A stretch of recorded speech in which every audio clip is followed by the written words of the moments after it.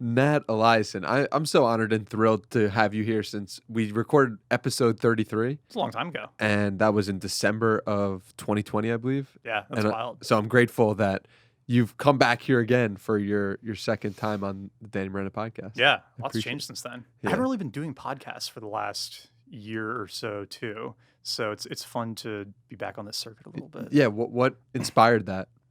I was so deep down the crypto rabbit hole, and doing podcasting felt like a distraction at that time because I wasn't writing very much besides the crypto writing, and I was just fully focused on that and the programming all day, being plugged into charts all day, doing that nonstop. It really felt like a distraction to go do any of the podcasting type stuff. So it's nice to be back out of that world. It was fun for a period. It's a good learning experience, but definitely happy to be like back out of it again. Yeah, that's something I really want to talk to you about is just your ability to jump into something, get so familiar with it. I feel like by the time I understand things or try to attempt to understand things, you've spent 6 months already mastering it. Maybe. That's how it feels. Why are you always so early on everything? Some things. You're right. The things I talk about. Caveat with that. But for me, from the outside, you're like always 6 months ahead of where I am. And so if you're talking to about something, I'm like, I should probably pay attention to this thing now. Yeah, there's pluses and minuses to it, right? Because the positive side is when it's something like crypto or that whole, like Rome note-taking app battle era. That's right. I forgot about that. I mean, even there's like this thing with Oatly now, right? Where everybody's suddenly being like, hey, Oatly is actually kind of like terrible for you. And I'm like, yeah, I was writing about that 3 years ago. Like, come on. But for some of the, I think I just get bored really easily. And then I start looking for kind of like fun, interesting things to play around with. And sometimes it turns into something interesting and sometimes it doesn't.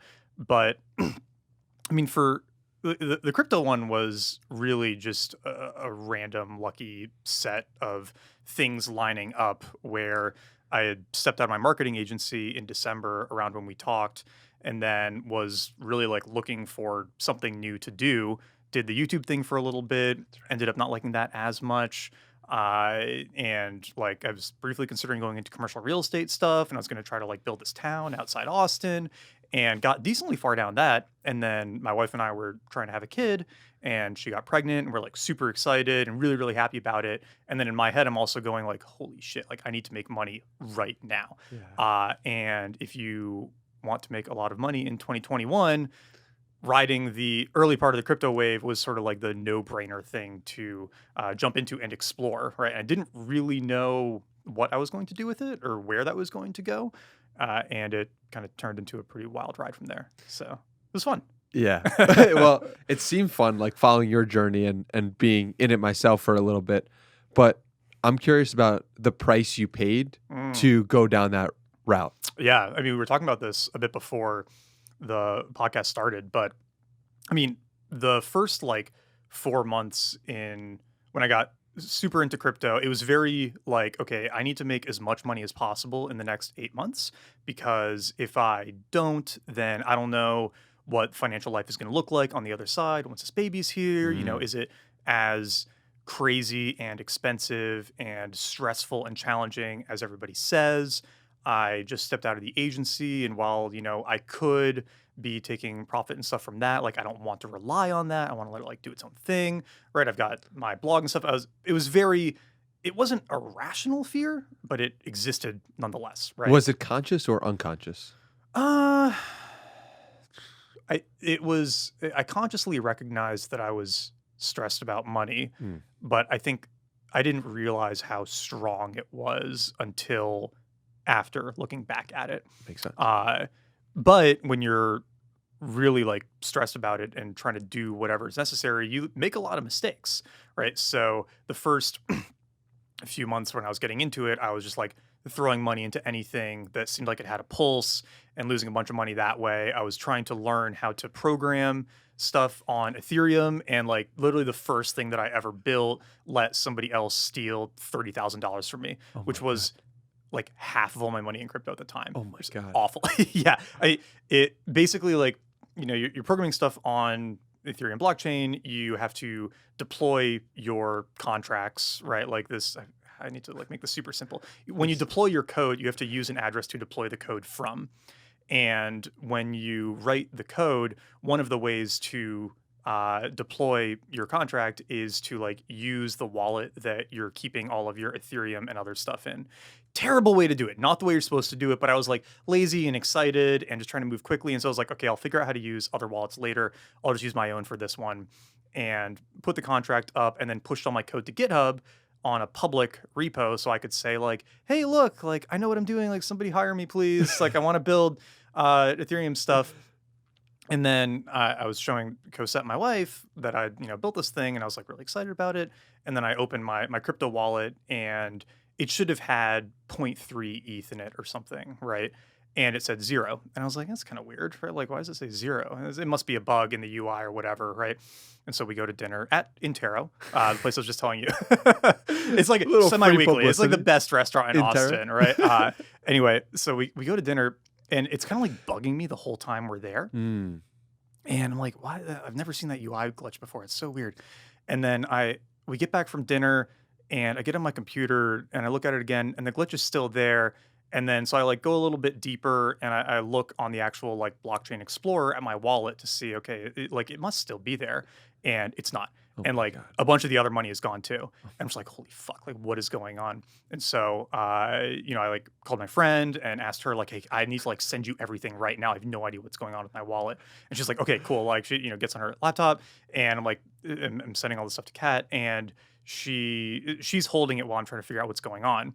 And what happened was I accidentally published the seed phrase for my wallet to GitHub. Oh my God. So it's basically the equivalent of like going to a public forum and posting your bank login, right? It was Oh like the dumbest thing I could have possibly done. And people have built these scrapers that go through GitHub and look for Solidity code. Solidity is like the language that you program Ethereum smart contracts in. They look for Solidity code that like has seed phrases in it. And then as soon as they find it, they drain the wallet and they just like take everything from it. And so And you lost how much? like 30 grand. Oh my God. While I was at dinner, I came back and saw, I was like, what the fuck do I do? Yeah. Right.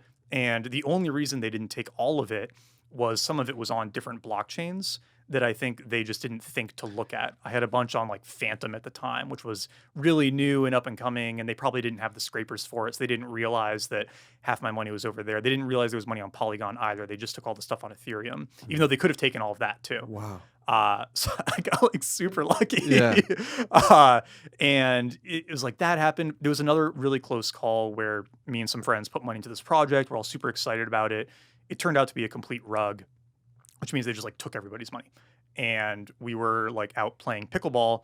And one of the friends that I was just playing with was also in this project with me. And he's like, hey, somebody else on the Discord said that like the site's down. And I'm saying, that's weird, right? That shouldn't happen. But whatever, I'm sure it's fine. The site will go back up. Didn't go back up. It was just gone. Oh and my God. everybody else lost everything they had put into it. The only reason I didn't was that I had basically made a mistake moving some money around in the site like the day before. Wow. And so everybody else had authorized this transaction that let the app take off their money, thinking they were authorizing something else. Wow. I had never finished doing it, so I was still able to get my money back, but I was the only one, right? So Yeah. a few of these things happen, and the thing we were talking about before and like the toll that it started to take is like, that stuff's happening. I'm getting more and more stressed about money, and then my drinking is just like going up like this, right? Like Crazy. really, really bad. And not harmful enough Mm. to, I'm not like getting in fights. I'm not fighting with Cosette. I'm not like, hurting myself wife. driving. Yeah, my wife. I'm not doing anything bad, but the like self-loathing and all of that is kind of going up with it. And just being that plugged in 24/7 was like so unhealthy. And that was kind of like the coping mechanism. And then I eventually had to say like, okay, no, like I can't have alcohol in my life anymore. Really, really bad. And but the thing I realized later was like that didn't actually change anything because then it was just like, okay, I'll find other ways Cope. to cope. Exactly. Yeah. Right. Like, okay, I'll smoke a bunch of weed, right? Like Right. weed's legal now, basically, right? You can get Delta 9 stuff. So like I'll do that to medicate, or Right. I'll like eat a ton of, ice cream, or like play a bunch of video games, right? You'll always find some other way to medicate often Mm. when there's like this external stressor that's causing the problem. And it really wasn't until I said, okay, I can't do this life anymore. Like this Mm. isn't the money's not worth it, basically. How did you come to that realization? We were on a family vacation in Italy, and we were with my parents and my sister and her fiance and me and Cosette and our daughter. And, we were all there. And there was this like new crypto game launching at 11 p.m. And so everybody else had gone to bed. I'd stayed up late because I had to like claim all of my crypto unicorns so I could like breed them into like more unicorns. And it's, 11 p.m. in Tuscany in this like beautiful villa. And I'm just like, what the fuck am I doing?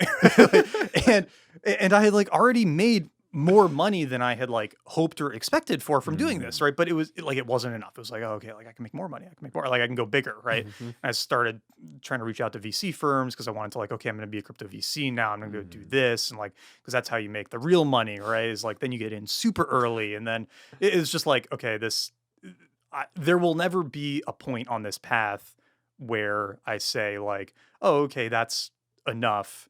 And like there'll never be a better time than now, right? Mm. Like, because once you're kind of on that track, you just keep kind of inflating your lifestyle, inflating your expectations. And if you're not like loving the work, then the only thing you're doing it for is just the more, more, more, more, more, more, more. And that never ends up satisfying you. Yeah. Having a kid is like the best perspective changer too, because the thing I started asking myself was, okay, if my daughter was like 20 or 18 or whatever, and she came to me and she said, hey dad, I have these two opportunities in front of me, right? Like I can go fully pursue my writing full time and really try to like make that work, or I can be a crypto VC. I'd be like, the fuck are you talking about? Right? Like, this isn't a question. Like, go do the writing. It's so obvious. But when you're in it, it's very hard to like give yourself that advice. Mm. But thinking about it that way helped frame it really, really well. And I think looking at her, I was like, okay, what life would I want to build over the next 15 years, 20 years that I think she would be more likely to be proud of, or that would be a good model. And it's not the life of constantly trying to get more and more money. Mm. It's like doing this thing that I'm really passionate about and trying to get really good at that. When did you know that writing was something in your being or in your core? That's a good question. I don't know, because it sort of feels like I stumbled into it where, I wasn't like, you read stories about like, oh, these like great writers who like knew from when they were a kid, right? Like I'm probably not ever going to be that good because I didn't know from a super early age. You're Where you're my favorite writer. Just Thank so, you. so when you say I'm never gonna be that good, it's just like, how does he think that? Well, How, this is like the other fun thing that I've tried to really embrace is like no matter how good you are at anything, yeah, you will always have somebody else who makes you feel inferior. totally. So it's kind of like this whole like Buddhist life is suffering type thing. Like there's no point where you ever go, oh, if you care about money, there's never a point where you go, oh, I have enough now, Yeah. right? If you care There's always about, someone with more money. There's always somebody who's a better writer in your yeah, eyes. There's always somebody who's a better podcaster. There's always whatever you do. right. You look at like, I don't know who the richest person today is, if it's Elon or Jeff or Bezos, whatever, right? But like they're probably easily looking at Rockefeller and saying, oh, well, inflation adjusted, he had like 300 billion. So I'm like, not really there, right? And then Yeah. who was the king of, gosh, I don't want to mess this up. The richest man in all of history was one of the old like kings King of of Africa, Babylon? right? No, King of Babylon was up there, but it was one of, I want to say Ghana or Mali. I can't remember Okay. which one, but like, trillions of dollars inflation adjusted, right? Or more, right? And then, okay, how much money do like the sheikhs really have? Like, you can always find somebody to compare yourself to. Right. And same with writing, right? Yeah. It's like, oh, no matter how good you are, it's like, is anybody going to read this in 2,500 years the way that we read like Plato today? It's a high standard. to Almost set. certainly not, right? There's basically no way you could ever get to that level. And so you kind of have to accept at some point that like you're just never going to rise to those expectations. Yeah. But it's I mean, the thing for me is like I just love doing it, Yeah. right? And it's fun. Like I really enjoy it. And the question I started asking myself was, and I think that the like do what you're passionate about or whatever advice is like really bad because you need to make money first. Or like Mm. figure out how to make money, figure out how to like do something you can charge for and figure out that part. But once you have gotten it to some phase or some stage where you can at least tell yourself, okay, if shit hit the fan, I know I could go get a job that makes a good salary that covers my lifestyle. Mhm. Once you get to that point, you should go do the thing you want to do and try to make that like catch up to that income level maybe, right? Mm. And so for me, it was like, okay, writing as a purely writing as an income generator is terrible, which is why writers do a lot of other things, right? I just launched a paid newsletter. Yeah, and you know what? I love doing my newsletter. I Yeah. love that Substack has the paid stuff. Yeah.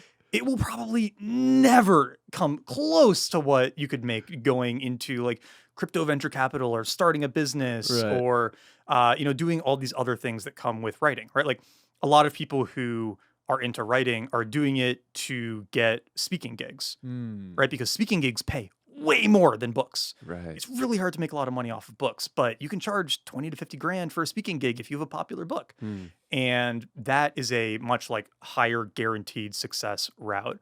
But my thinking is like, I want to be super stubborn and say, no, I'm just going to write. I'm not going to do any speaking gigs, right? Like that sounds awful flying around. Like you have this incredible schedule where you get to wake up and do whatever you want. Why would you then sacrifice that to be in a different city 20 weeks of the year? Right. Like I'm not going to try to like spin it into other businesses, right? Like some writers find a niche that does really well and then like, oh cool, I'm just only writing books about this niche now. And then I'm going to like build a bunch of businesses around it. And they kind of like get worse and worse and worse and worse and worse over time. People can probably guess at.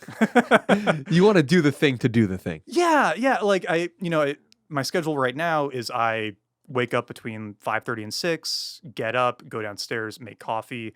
We have this like cool indoor outdoor sunroom that I've been filling with plants and I'll just like sit in there and write for an hour and a half while the sun comes up and then our Mm. daughter wakes up at like 7:30. And by the time she's up, I've usually done 1,000 to 1,200 words, which is a win for the day. And then I can do whatever else I want the rest of the day. And if I can keep that for a long time, that's really all I like want to do or need to do, hopefully. Right. The hard thing is like not getting tempted by all the other stuff because like you said, like I do like to be early to things. It is fun to go like And you're explore good at other it, rabbit too. holes.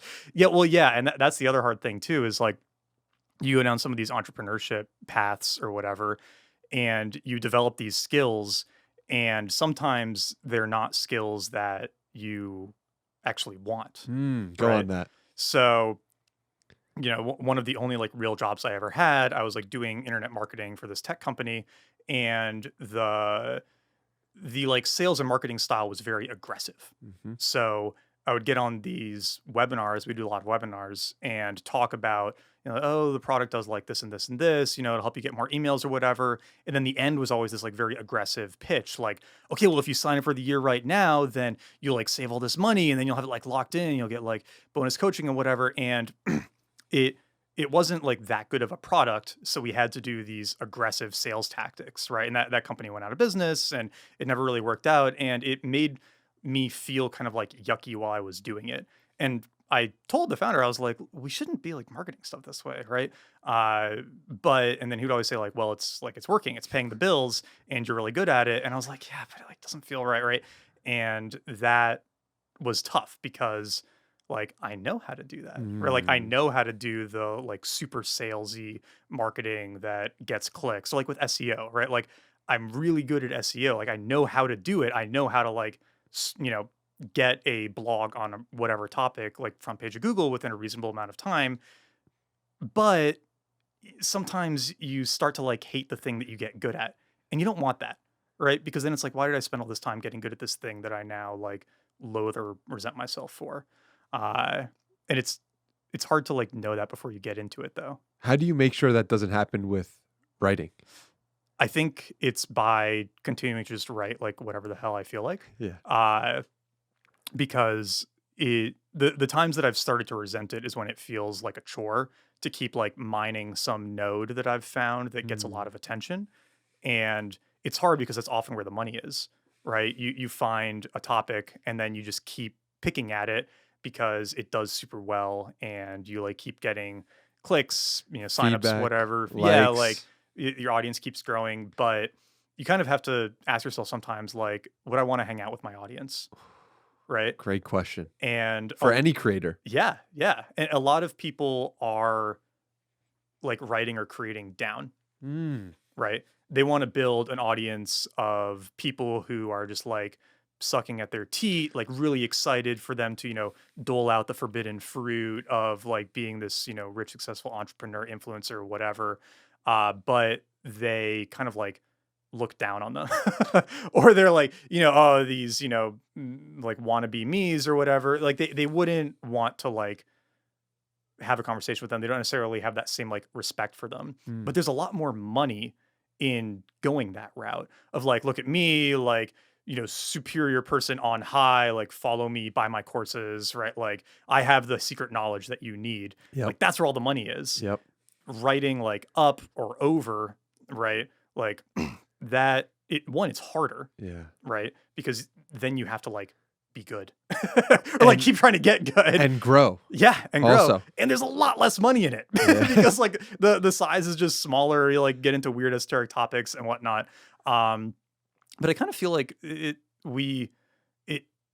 a lot of us are like living life on easy mode, Mm. right? I mean, especially if you live in the US, right? If you live in the US and you like have all of your limbs and like graduated high school and college, like globally, you've kind of got life on easy mode, right? Yeah. Even if you have debt and like all these other challenges, right? And if you don't have a lot of those other challenges that even those like super privileged normal US people have, then you really like have to find ways, I think, to like ratchet up the difficulty if you want to have, I think, these kind of like interesting challenges. Mm. And so for me, it's like I would be so much more satisfied just trying to go the like get really good at writing and get positive feedback from the people I look up to than get really good at amassing, like hundreds and hundreds of thousands of followers on whatever the hot new like social media platform is.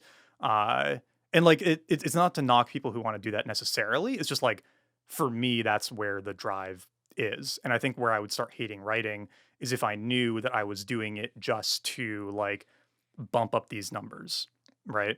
But I mean, like it's fucking hard. It's like it feels good getting those subscribers, right? Like it feels good selling stuff. So how does the book deal come into that Yeah. into that game? Because you just announced recently on Twitter you're writing Yeah. your book, your first book. I will be pre-ordering it as soon as I possibly can. Thanks, man. Yeah, And I'll have to send you some. I think you'll like some of the sample material.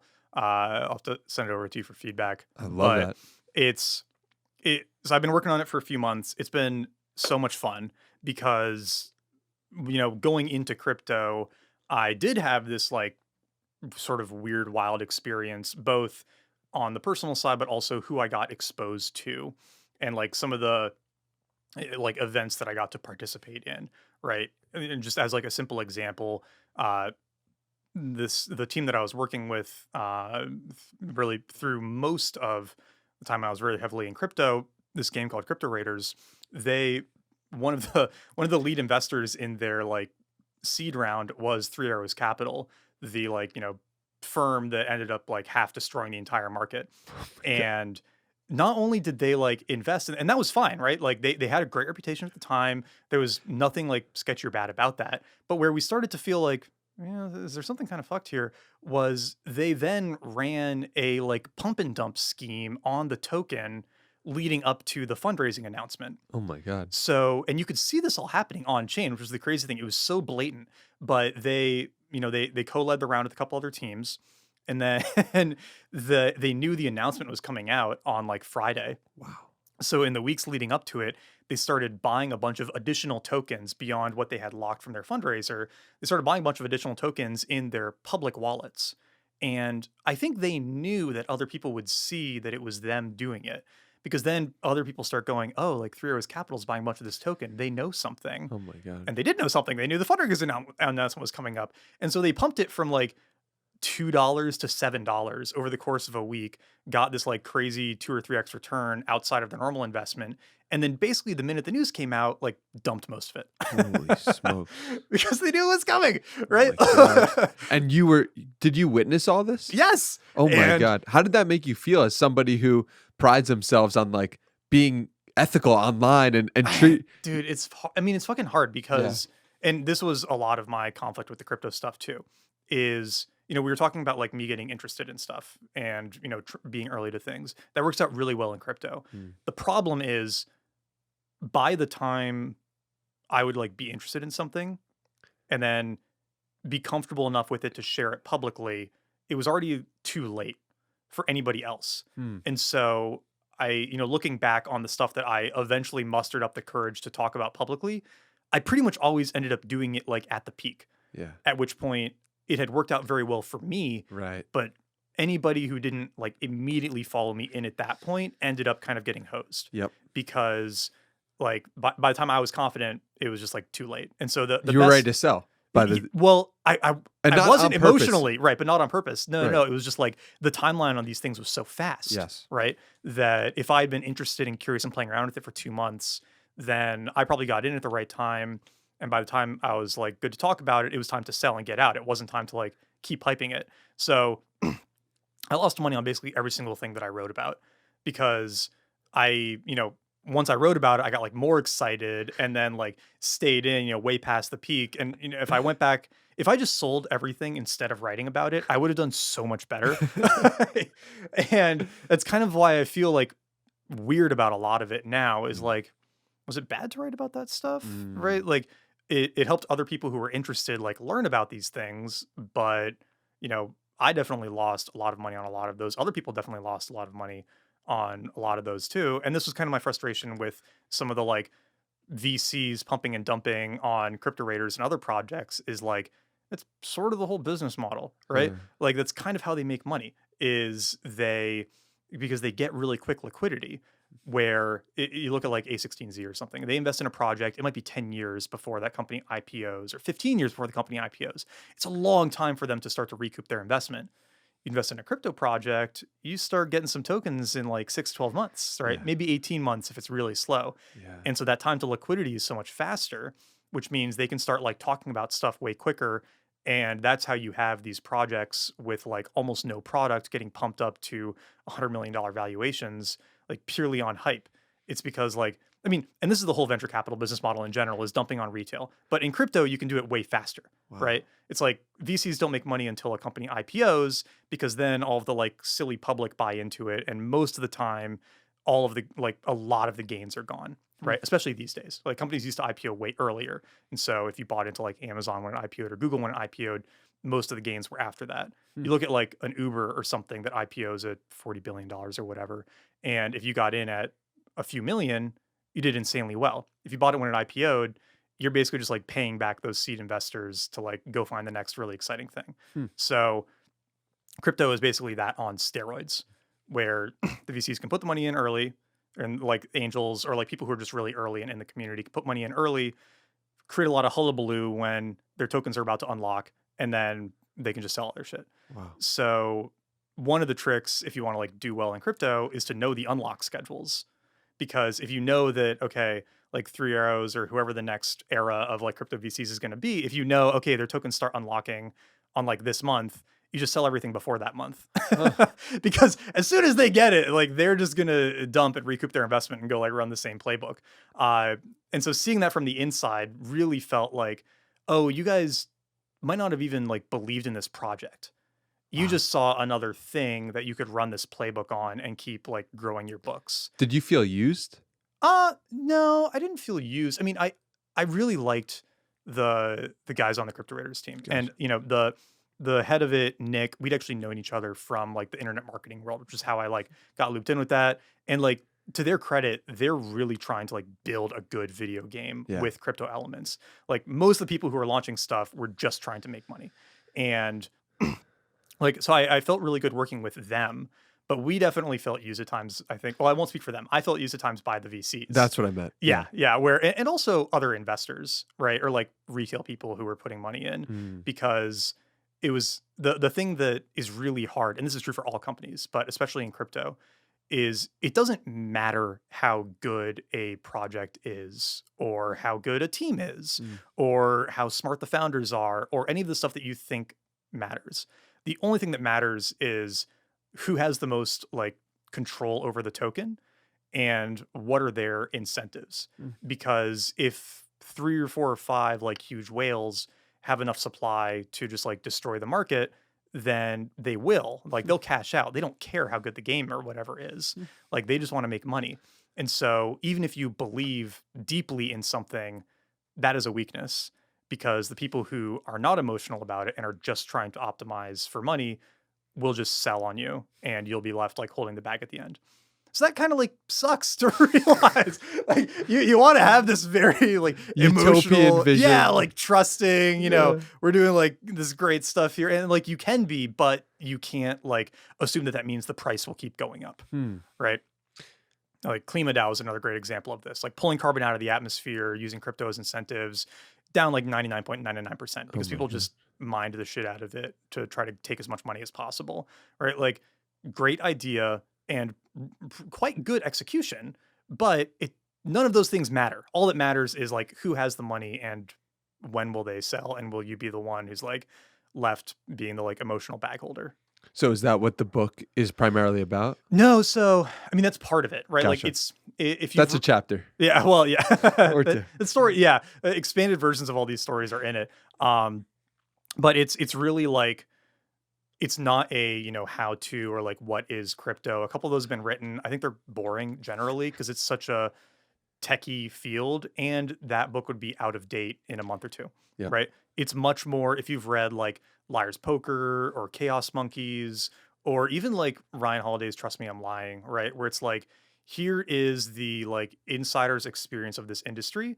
Here's how stuff like actually is working behind the scenes. Here's like what was going on during this like crazy period through the lens of like my experience with it and my experience both like doing very well at some parts, losing tons of money at other parts, like, serious issues with like anxiety and like it, I reached a point where I like basically couldn't sleep for a week Wow. because I had deployed this code that now had millions of dollars in it. And if something happened with it, I was the only one who knew how to fix it. Oh my And God. so it was like, okay, well, what if something happens like right after I go to sleep, right? Like, will anybody notice and will they tell me so I can get up and fix it? Right? Totally. And you've already have this experience of losing $30,000. Yeah, I've already been hacked once, Yeah. right? But now it's much worse because it would be somebody else's money, Right. right? And there's just like a lot of that kind of stuff from the inside. And so it's really like that whole journey through it. And so by the end, you'll have been like incepted with a lot of knowledge about crypto, but you're getting this like fun, action-packed kind of like roller coastery story to get there. I can't wait to read it. That sounds so It's been a lot of exciting. fun. It's been really fun to write it. How did you go about, or how did you get approached to get a book deal, and how has that process been in terms of announcing it, and what's the expected release date that you have right now? Yeah, so I mean, shout out to a couple of people, Tiago Forte and Chris Gillibo, both like wonderful friends, hugely supportive throughout like this whole process. You should go buy both of their books. And Tiago and I talked about it first because Tiago's book, Building a Second Brain, came out a few months ago, did super well. I've known Tiago since like 2017 now, 2018. I was in like an early Building a Second Brain cohort. He's probably influenced my like knowledge management organization more than anyone else, right? Like his is really one of the only courses that I strongly recommend. And so when he was working on this book, we were talking about it a bit. And then I kind of like had this idea kicking around for a crypto book. And so I reached out to him and said like, hey, what was the process like for you? And he was super generous, like sent me his whole proposal, got on the call. He introduced me to his agent. It didn't work out with her, but this is like a funny thing about the book industry is it's very like emotional and fit based. And so I talked to her. Fit based, like how well Like do you fit with personal the agent? fit. Yeah. If they're like excited about it, inspired about it, it's partially numbers driven and partially just like emotional. Gotcha. Right. And so she was sort of like, this isn't really a good fit for me. Like, I don't know if this would be, right. And then I talked to another agent, Chris's actually, and he was like, yes, like, let's go. Like, this is awesome. And I love him. He's wonderful. Oh, And it's just kind of a funny industry that way. So I really talked to like 4 agents or so. The guy that I'm working with, David, was like by far the most excited about it. And then you have to like write this proposal. And it's really different if you're doing fiction versus nonfiction. Fiction, you write the whole book. Crazy. If an agent likes it, Yeah. then they'll go shop it to houses. There'll be like a little cover page that might say, short stories you've had published or other books you've had published, whatever. But aside from that, it's basically just the book. Wow. And then editors at publishing houses will read it, and if they like it, they'll publish it. I'm like, that's it. With nonfiction, I was so blown away by this. Like, your writing is one of the less important elements, which explains why there are so many terribly written nonfiction books. Because the question is not necessarily like, how good of a book will this be? A lot of it is, will you make us our money back? Hmm. And so the first, my proposal was like 45 pages, and 15 of that was like the table of contents in the sample chapter, and the other 30 pages were like, here's the idea, here's my experience in the field, here's why I should write it, here's why now's the right time to write it, here's who's going to read it, here are other books that have done well in this space. And then really one of the most important things is like, here are all of my marketing assets. Hmm. So here's my newsletter, here's how many blog readers I get, here's how many Twitter followers I have. Yeah, I was shocked by you saying on Twitter that 50,000 newsletter subscribers is more impactful than a million SEO views. Yeah, which I was like, wow. surprised by this too, but I think that email just converts so much better Yeah. than cold traffic. Personal connection. Yeah, exactly. Like they know you, they're going to trust that you've made something good. And so I had like blog visitors featured in my marketing assets, and my agent was like, oh, you could kind of like move that down. He's like, your Twitter and your newsletter are like way more valuable than search traffic. And I said, okay, cool. Right. Like whatever. That's Yeah. great. But I think it makes you realize is if you have, I'd say like 10,000 plus newsletter subscribers, you can probably get a book deal. Mm. It might not be the best deal, it might not be with the best house, right? Like but you can probably go get something, because they'll probably feel confident in making their money back on, like, if you have 10,000 subscribers at least. So one thing that I took away from it was I could have actually maybe tried to do a book earlier. Mm. I'm glad I didn't, because I think that the reason this is good is like, it's a personal story. Like I had this whole experience, right? Like I'm really glad that I got to go out and do this and now tell this story. But it is also easier to get, I think, a book deal if you have some audience than a lot of people might think. How does somebody get their first 10,000 subscribers on their newsletter? Oh, that's a good question. Well, going back to like, what kind of subscribers do you want, Yeah. right? Because I could say like, okay, take a popular YouTube video from a year or two ago about like making money, probably the easiest niche, right? Like, so take a really popular YouTube from a year or two ago about making money, take all the most popular videos, copy the content, turn it into articles, publish them every week, like 1 or 2 a week, and like get really aggressive with Twitter threads. And you'll get there really quickly, right? I don't want the hacky way to do it. I want the Nat Eliason way to do it. I mean, I like, this is one of those weird things where I'm like, I don't even know if it's good advice, because my writing career has been so weird. Mm. And it's literally just like I've been writing about whatever I feel like talking about for 2014. So what is that? 8 years now. And whenever people are like giving advice on writing or audience building or whatever, the temptation, I think, is to look for individual tactics that will get you there. And that's always the mistake, because the tactics change. And it's kind of like the talking about crypto projects, right? By the time somebody feels good enough about a tactic to talk about it publicly, they've probably milked all the alpha out of it, and it's not as good anymore. So you can't just be like following people on Twitter or whatever and be like, okay, like that's how I, build an audience. Like it's too late for that strategy, right? Like you've got to get ahead of it. But the one really consistent thing that is true of everybody who succeeds is just consistency. Mm. Like I've been thinking about this a lot, right? Because getting into book publishing, people, like, everybody wants to give you advice, and everybody has different ways of doing things, and there's different beliefs about the best way to whatever, right? Like there's a million. Parenting is even worse. So parenting is the worst about this. But then the question is like, what's true 100% of the time? Mm. And the people who make it in like every creative industry are the ones who don't stop. Right? Like they just keep putting something out, and then eventually they like hit into an audience that really likes their stuff, or tap into, some niche, or they have like a really great creative period that carries them for years. And I think, especially with writing, there's a temptation of like, oh, I have to publish something every week, every week, every week. But I talk to people fairly often who will say, not like that often, I'm not that popular. Every now and then, yeah, like I talk to somebody and they say, oh, I really loved your article on like decomplication. And I wrote that like 5 years ago, right? Wow. But they really loved that one article. And that one thing that they loved was enough to stay like kind of in my orbit for a long time. And so you don't like, not every single thing has to be a banger. Like you've got to have a few bangers a year. And if they're really good, that'll kind of like hook your name into people's minds, and they'll probably like come back later the next time something like really great rolls around. So I think that's why the consistency works, is you just like slowly build a couple of like really good hits over a really long period of time, and then you suddenly have an audience of some size. How confident are you in your ability to predict what is going to connect with people at a deep level?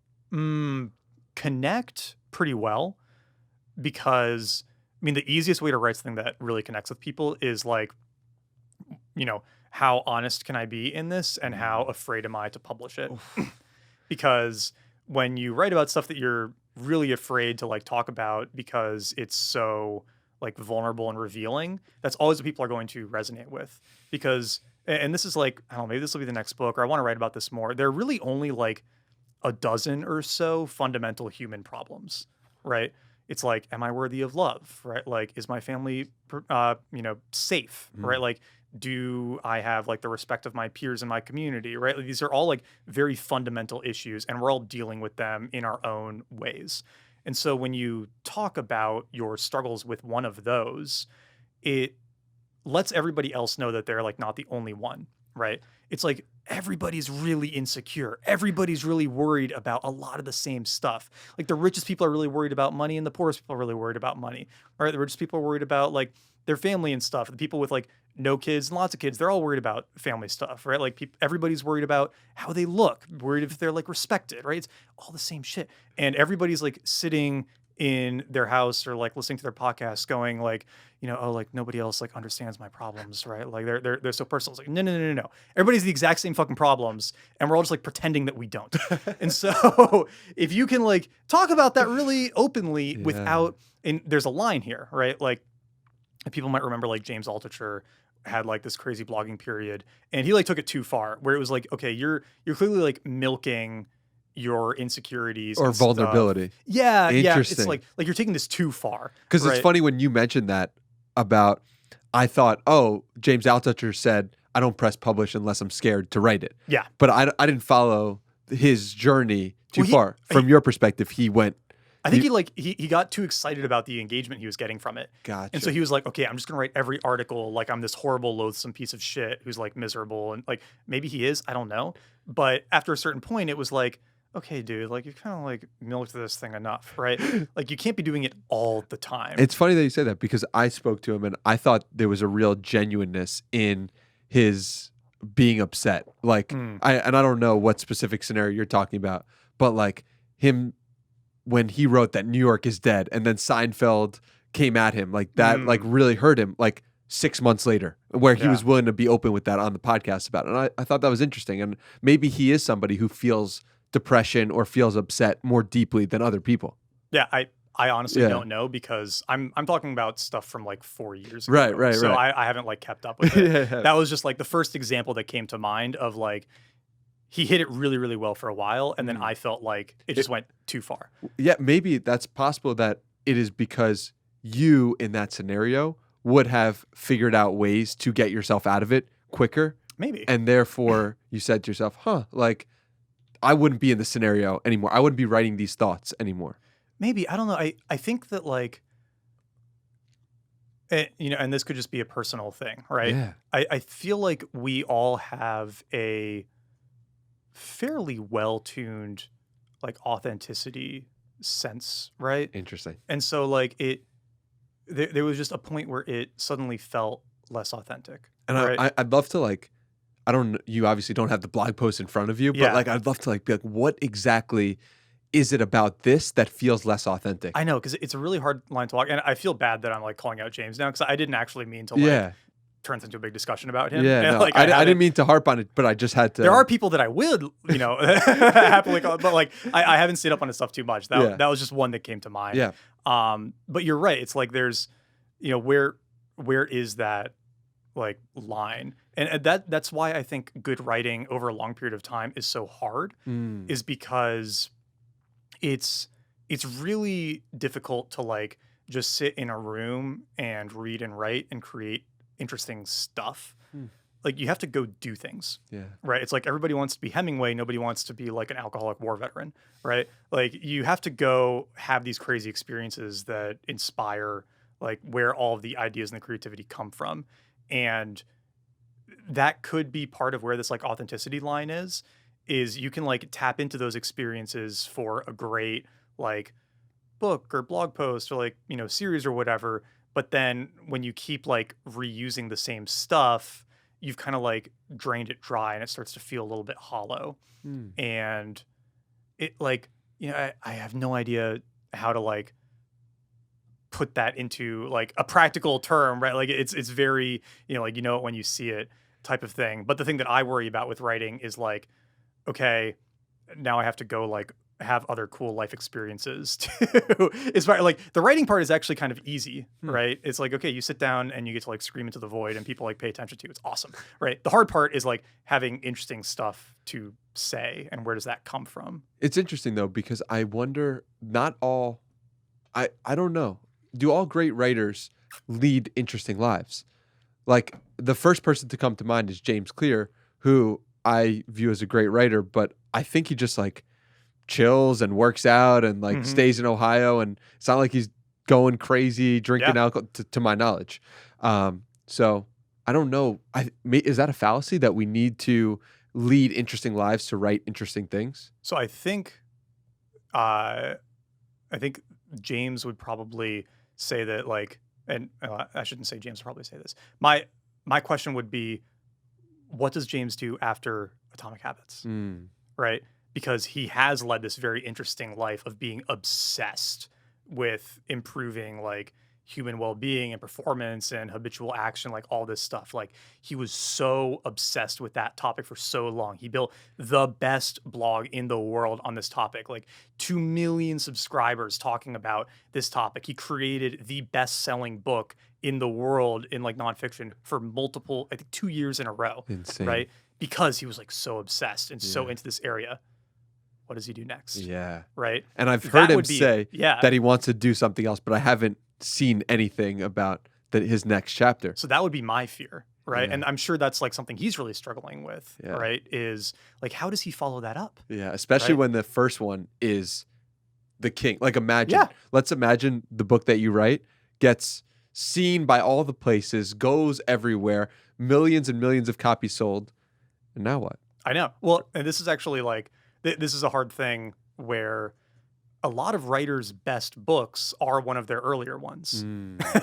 Well, a lot of Right? musicians' A best lot of musicians, albums. yeah, it's like when they're younger, right? Like, I think what Elton John is doing right now is really cool, where he's, like, remixing his old best stuff with the new up and coming artists. And now he's, like, topping charts again Wow. because he's, like, tapping into that creativity he had when he's young and, like, mixing it with, Dua Lipa and other, like, up and coming artists, or, like, established popular young artists. And but he he went, I think, decades without, like, a chart topping hit.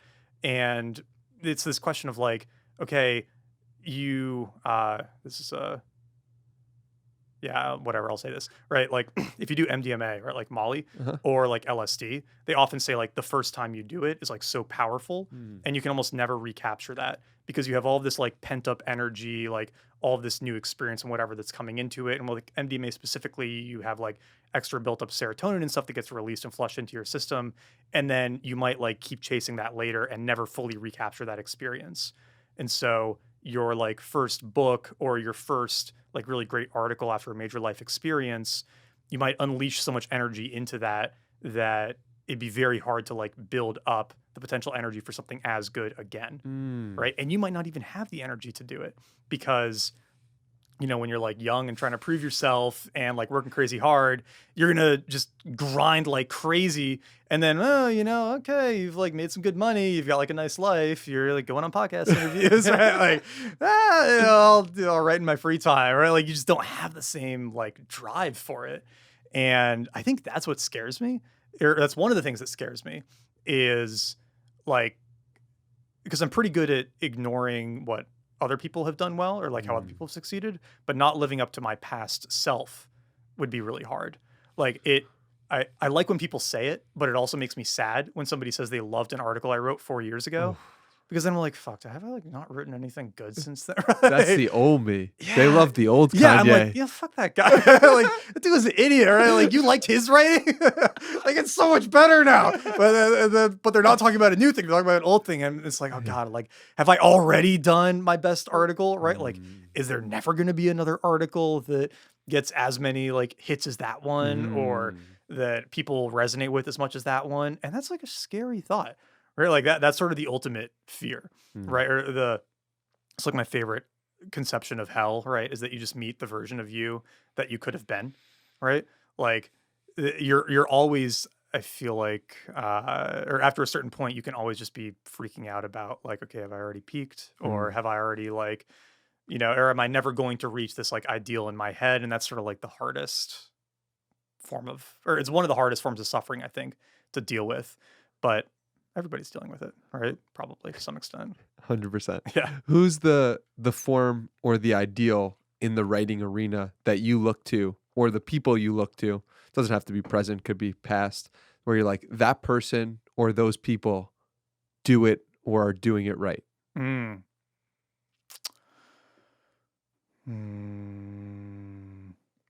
Two names come to mind.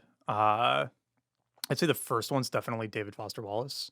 So his nonfiction stuff is great, and like his essays are wonderful. Infinite Jest is a really special book, and I didn't totally get it the first time I read it, and now I'm rereading it, and it's really like coming through so much stronger. Where David Foster Wallace clearly struggled so deeply with like his own insecurities around his writing. And you read his writing and it's some of the best writing by anybody ever, right? Like it's incredible. And he was so depressed, like drug addicted, miserable because he didn't think he was good enough, right? And like Infinite Jest is a fiction story about partially, in part, and this isn't a spoiler, you learned this very early, in part about an artist trying to create something called Infinite Jest, trying for years and years and years, never getting sufficiently happy with it and killing himself. And that's what happened, right? Like he wrote the story of his own life. Yeah, it's so autobiographical. And so you read these chapters talking about people in the book struggling with drug addiction, not being good enough, with like these emotional challenges. And it's so raw and like it's clearly so true. And it's true because it's like he was clearly going through these exact same emotions. Like he clearly put himself into each of these characters. And it's so true while also being hilarious and very clever and witty and like all these things where you're reading the like bleakest, most depressing, awful shit, and then you're laughing, halfway through the page too. He could balance this stuff in such an interesting way. And so in terms of like respect for being able to combine that like authentic vulnerability, telling the truth about yourself in the world, through writing, like him hands down. It's just the best. It's so good. And then in terms of like another similar version of that I think is kind of interesting take is Shakespeare, because I've been doing this project, like trying to read through all of the old, like great books, and I'm nowhere close to Shakespeare yet. I've got like 1,500 years to go. But the thing that I didn't realize until I like organized all the books for this project is part of what makes Shakespeare great was he was just prolific, right? Like obviously incredible playwright, but he succeeded in like fiction and nonfiction, right? So he would like make up stories, but he would also tell historical stories. It's very hard to do both fiction and nonfiction. Most people can't really do both very well. He succeeded in plays and sonnets and poetry and like a lot of other stuff. And Shakespeare has like 20 bangers. Like I was going through the list of, what people think should be on the like greatest, great books of all time. If you're listing like top 300 or 400, and Shakespeare got like 15 of them. Wow. And nobody comes close. Wow. Like anybody else on the list has a good 3 or 4 if they're like really, really prolific. Prolific. Yes. And then there's Shakespeare. Wow. And the dude just knew how to do it. He was so good at like not I don't know what it was. Like he didn't let previous success like stop him from putting out something else great. Maybe he wasn't, super like in his head. Maybe he was like always trying to do something better, right? I don't know what it was. I kind of want to like read some more biographies or something because I want to know like what like drove this guy. How did he do this? Because it's so rare, right? And that's cool, right? And I'm definitely a dilettante at heart. I want to just like give up on the thing I'm getting good at and go try something new. What was that word? Dilettante. Yeah, what does that mean? It's like somebody who doesn't really commit to something in work. They like pick a new thing and they're like, oh, I'll get like 80% of the way there and then I'll go try something else, right? I'll build the city. Yeah. Well, yeah. I still think that's a good idea. I You just do need too. a lot of money and a lot more time. But I really love the idea of like going off and trying all these different things, or like trying to, maybe I will try to do a fiction book, or I will try to do these other very different things. And there's part of my brain that says, no, like you have to keep focusing on this one thing because otherwise you will never become great at anything. Right. And I want to be great at something. But then you look at like a Shakespeare or Ayn Rand is kind of an example of this too, where, and like much lower tier example of this than Shakespeare, but there aren't a lot of people who like write really popular philosophy and really popular fiction. I really can't think of anybody besides her that's done that at scale, right? And then, I think Shakespeare's probably the ultimate example of somebody who's like fiction, nonfiction, other stuff, like clearly incredibly commercially successful and intellectually successful. Like that's also really hard, right? To make something that like uber snobby smart people really like in academia and sells like millions of copies. Almost nobody does that. Well, what was so fascinating about Shakespeare was that the reason why his books became plays is because he wanted to get his ideas to the masses. Yeah, I love that. It's like similar to somebody doing a podcast or writing blog posts and then being like, how can I make these YouTube videos? And then how can I make them TikToks? Yeah.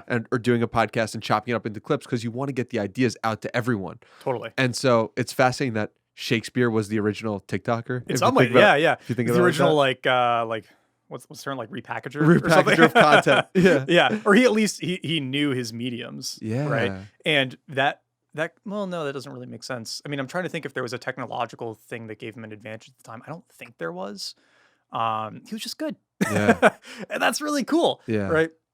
But talking about like people who influence you or inspire you, the thing I've really just been trying to do more of is like not consume anything recent or like new. Very rare, right? Like I'm almost entirely off Twitter in terms of like the feed. I've been using Buffer. And so I'll like write tweets in Buffer on my phone so they just go out. So I don't have to like log on to Twitter and get like sucked in by the feed. And I'm really never on Instagram, not using the news at all. Like I use Reddit for like history and like houseplants and like those kinds of things, but keeping all the news stuff out of there. And it's been so nice. Like it's amazing how good life actually is if you don't have people telling you all the time that the world is fucked and you're going to die like tomorrow. If you like just go outside and look around and, breathe fresh air and go for a run and hang out with your friends and cook food, like life is pretty awesome. Like it's great. And that's been so nice. It's been so refreshing. What do you think is happening where the voices or so much of the world is telling you that it's going to end? What do you think is happening there? Why is that the common theme that you notice when you're online? Well, one thing that I think is kind of interesting is like you have to think about how we got here, right? So millions of years of human evolution, much longer than that if you think about pre-Homo sapiens and whatnot. And so then you think, okay, like what characteristics led to survival? And attunement to danger is probably the biggest one. Yeah. Because if you were just completely ignorant of dangers and threats around you, you probably didn't make it very long. You probably didn't reproduce, right? And so our brains are definitely wired to look for sources of potential, threats and predators and whatever. And we have like the cushiest, easiest, safest lives imaginable, right? Like this is the most the idea that like, oh, the world is so terrible and dangerous now is like the most brain dead take ever, right? The world is incredible now, especially if you live in the West. Like you can just put your mouth under any sink in America and you're not going to die, Yeah, right? it's Like pretty you can wild. go to a grocery store. You don't have to hunt shit anymore. You don't have to figure out like what berries are poisonous or not. You just like buy your food and go home and cook it, Mm. right? I was reading The Pioneers by David McCullough. I wasn't reading it, I was listening to it. And like listening to what these early settlers, and this is like 1800s, it's not that long ago. It's like 3 people ago, were doing in Ohio. They would, go down the river. 5 families would like build some log cabins, and then they would all get just like killed by Indians randomly in the middle of the night. Oh my god. We don't have to deal with that, right? Yeah. But we're still looking out for things that might threaten us, or those same problems, right? Is my family safe? Am I safe? Right? Like, can Mm. I trust my community? Right? Like, do I have like all of these things? We're always looking for stuff that might be hurting us, and so that stuff does well because it scratches that itch. It tells people like, oh no, you need this information or else you won't be privy to this threat. But almost all of those threats are made up, right? Mm. Like, yes, climate change is an issue. Like, yes, COVID was an issue. Like, yes, a lot of these things are problems, but they are not problems that require your 24/7 like maintenance and awareness of. And if you tune into that, there will always be something else to like make you scared and scratch that itch. And it's crazy that you have to turn it off now. There's a lot of human instincts that we just have to try to like turn off, or like, I think about us as having like 2 brains. There's like the smart like human brain, and then there's like the monkey brain, or like the elephant and the rider, or like Plato's chariot. There's a lot of versions of this, but most of your brain wants to like eat junk food and watch the news and like do all of this shit that like scratches those primal urges. And we basically just have to constantly fight that, right? You have to be really diligent about the food that you eat, because if you just eat default American diet, you're going to be like really overweight, Mm. right? You have to be really diligent about the information you consume, because if you consume the default American information diet, you're probably going to be like anxious, lonely, depressed, like sitting in your house terrified of shit. Mm. If you like, I mean, even the water, right? Like the lengths you have to go through to like not get water that's full of like plastic phthalates and shit, right? Like it, so much stuff is kind of just like, yeah. It's like it's wild. Like the problems are completely shifted. All the things that our brains are wired to be worried about, we now have to like actively avoid. And we have to worry about like the opposite versions of them. Right? You used to just like naturally get a ton of exercise because you had to build your house and you had to hunt for food and forage and shit. Now your default is like sitting alone in a box for 12 hours a day. Looking at a box. Yeah, looking at variously sized pieces of glass, wondering why you're alone and unhappy. It's like, yeah, you have to go outside and like move and do shit, or else you're just going to be like miserable and overweight. Like it's really kind of like fucked up how much you have to fight that default programming. Mm. So I think it's just like the news feed is the worst example of it, right? It's like there's always something new there to scratch one of those itches. And whether that's like, oh, there's some like horrible new, like monkeypox or whatever that you need to be like terrified of, no more going to orgies. Or it's like, there's this like new way to make money that like you don't know about. And if you don't like try this, then like you're not going to make it. There's a new note-taking app. And if you don't use it, like you're never going to write anything good. Like 99.99% of all writing good writing has ever been done with just like a word processor or a typewriter. Like you don't need fancy fucking apps for this stuff. Tell them. Yeah, it's just like, Someone needs to say it.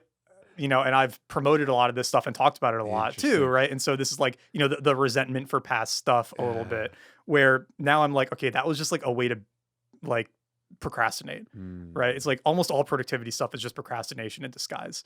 It's like almost every great company, every like great piece of art, every like great project ever was done without the app that you suddenly think you need to use to do the thing, Yep. right? Like I tell this story a lot where we had a family friend through my mom who He was a lawyer and then he left to start like a real estate investment trust.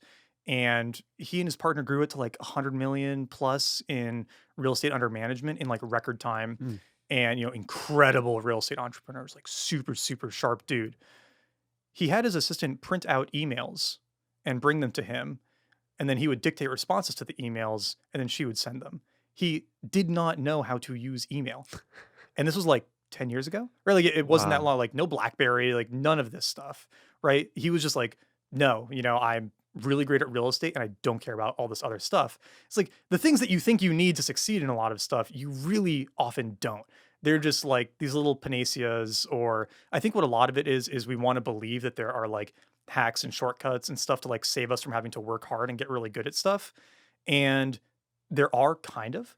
You can get like really popular or very successful for short periods of time, but then they don't last, Mm. right? Like if you get super, if you build like a huge audience doing like TikTok dances, that is not probably a super universalizable skill. There are subsections of that, right? Like, knowing how to understand a feed that you can game, or like knowing how to engage with the community. And like a lot of those are useful, but picking kind of like these skills that have this super long time horizon and that are like always valuable, I think is going to be like, it's a way better bet. Whereas if you're always like jumping onto the new thing and obsessing over that and not obsessing over the like underlying fundamental thing, then it's going to be very hard to have like success over a long period of time.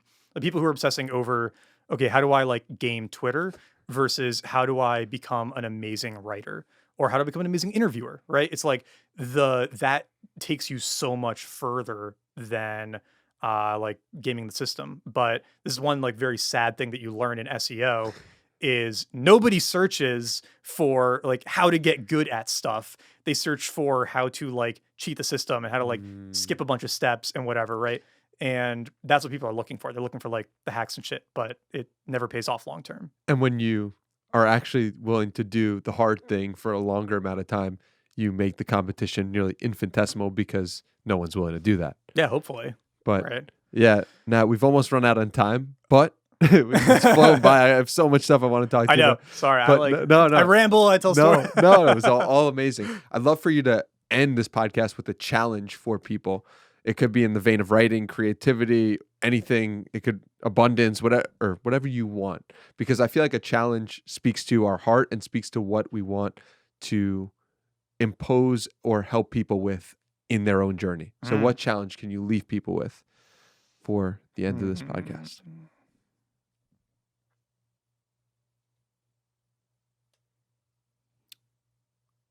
I'd say like no feeds for a week Mm. is a good one. I think a week is enough time. And especially if you are trying to like build a business or trying to like stay in touch with friends or whatever you think you need a feed based service for, try just like not doing it for a week and seeing what happens.